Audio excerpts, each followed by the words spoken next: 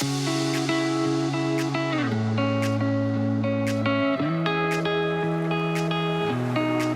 back to Inner Warmup, where your inner work begins. My name's Taylor Elyse Morrison.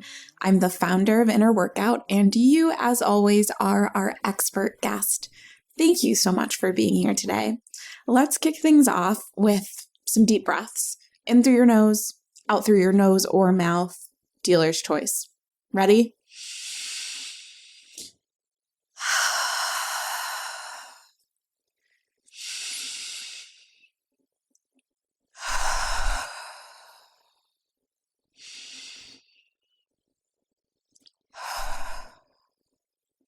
Maybe you shake your hands out, shake your shoulders out. Allow yourself to be here. The question that we've got on the table today is, what is your energetic cycle? What is your energetic cycle? And I've got some thoughts on this before I pass the mic over to you. I am a person who really has traditionally valued efficiency. I take personality assessments. That shows up. And the more I think about it, the more I think it's both nature and nurture. And some of the work that I've been doing on my own lately is challenging what needs to be efficient. Why do I think this has to happen as quickly as possible? To what end? Because that's the society that we live in, right? We're told that every day should be it should be exactly the same, and that we should be able to produce the exact same outputs. Like, think back to Henry Ford and the innovation that he had of assembly lines, which was essentially just making people act like robots. And the discourse and the discussion that we have around productivity hasn't shifted that much further from that assembly line mentality. Like, maybe we're not saying that your job for the next 30 years is to put this cap onto a product, but we are saying that you should be able to show up to work for 8 to 10 hours a day, and you should be able to achieve this in a day, and this in a week, and this in a month. And we've just taken that as the norm. But when we look to nature and we look to our ancestors, we see that everything is cyclical, right? I mention this a lot, but I've always lived places with seasons. And so I see up front how different it is for me to exist in Chicago on a frigid February day versus me sitting right now on a really humid day in August recording this, speaking to you. Things are cyclical, including us. And that's something that I'm always exploring. That's something that I want to explore with you today, because this idea of us acting like everything just stays constant is kind of ridiculous, especially after all we've been through for the past 2 years. Like, there aren't any constants. The only constant is change. I'm sure you've heard that before. And so as we talk about energy, I want you to start to understand your energy better by tapping into your own cyclical nature, because it's there. Maybe you've been ignoring it. Maybe you've been working against it, but that it's in you. These cycles exist within you already. And I actually think it's really fun to get to explore them and to see how they shift and change. So as you're thinking about your energetic cycle, if that sounds really abstract to you, let's try and make it a little bit more tangible. So break it down into time, like moments of time. So you can map your cycle over the course of a day. What are the peaks and valleys of your energy in a day? What about a week? Where do you have your slumps? Where are you able to reach your flow state the most easily? And then the same thing over the course of a month or a month-ish. I I hope you know by now. I've probably talked about it enough times on this podcast, but I'm really interested in exploring our menstrual cycles for those of us who menstruate and seeing that. Some other people are really connected to exploring the lunar cycle, both of which are more or less a month. So it doesn't have to be the month on, I believe it's the Gregorian calendar, but 28 to 35 days. Let's say around that time period. And then you can do the same thing for a season, a quarter roughly, and an entire year, and start to see, oh wait, there are actually some places where my energy dips or spike a lot. So that's what you can do. You can, whatever increment of time is calling out to you today, because we'll only have a short time for our interview today, but you can go through all of them at any point of time. So I'll say those again. You might map out your energy for a day, a week, a month, a season or a quarter, or a year, and just notice, see if you can see, this is a high point for me, this is a lower point for me, and start to see, yes, I do have cycles. Quick and dirty way to connect to your cycles. Some things that I've noticed is I'm a morning person. I've always known that I'm a morning person, and I still used to beat myself up when I wasn't as productive in the evenings. It's like I gave so much to my workday, and then I said I'm going to clean the bathroom or fold clothes or I don't know, whatever thing that I said I was going to do.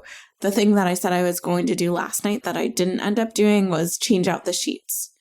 And what I've realized is that because I have most of my energy in the morning, if I can even spend 10, 15 minutes tidying in the morning, because I'm following my energetic cycle, my place stays a lot cleaner.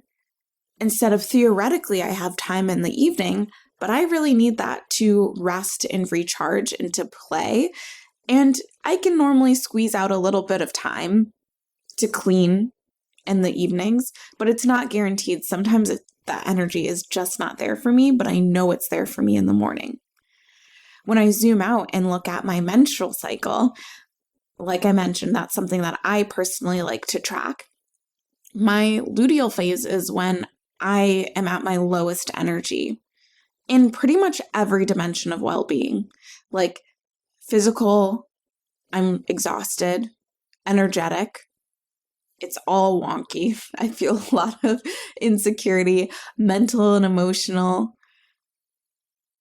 I have a lot of deep feelings that start to bubble up, things that maybe I was trying to push below the surface in the rest of my cycle. Wisdom, I often feel disconnected from my own wisdom. I find myself seeking out things from other people to tell me what to do during my luteal phase. And then bliss too. Sometimes it can be hard for me to connect to community because of everything else that's going on during my luteal phase. It's actually part of why I take a week off of Instagram, and I do it during my luteal phase because I know with the cocktail of everything that's happening for me energetically, that being on Instagram is only going to drag me down at an already low point. I'll do a quick side note here. If you're not super aware of your menstrual cycle, we have a cycle series of inner workouts, one that you can do at each part of your menstrual cycle. And we talk a little bit about what you might be experiencing during each of those points in your cycle. So if you want to try that out and spend a month starting to notice how these shifts work for you, it might be a fun project to do. So those are my kind of breaking news observations on my energetic cycle. I've been building awareness around this for a while now. So I'm starting to zoom into more specifics and be able to take action in really precise ways.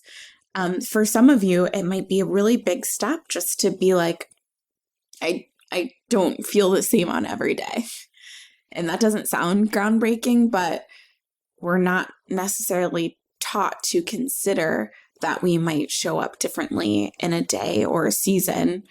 We often set goals and plans and deadlines as if everything is just going to be the same for forever. So I'm going to pass the mic over to you. What is your energetic cycle?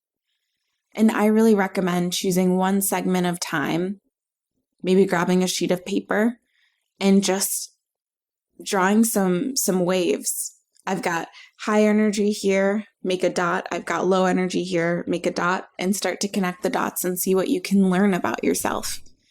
Okay, I'll stop talking and give you your chance to reflect and to share. What is your energetic cycle?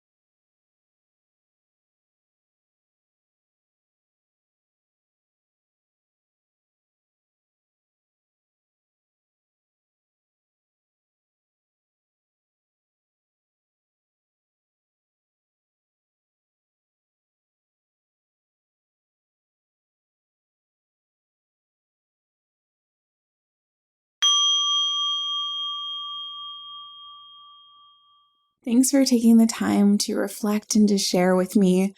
If this sparked something in you, I would love for you to start a conversation in our free online community. It's always linked in the show notes. I'd love to see you there. Thank you, as always, for your time and for your expertise.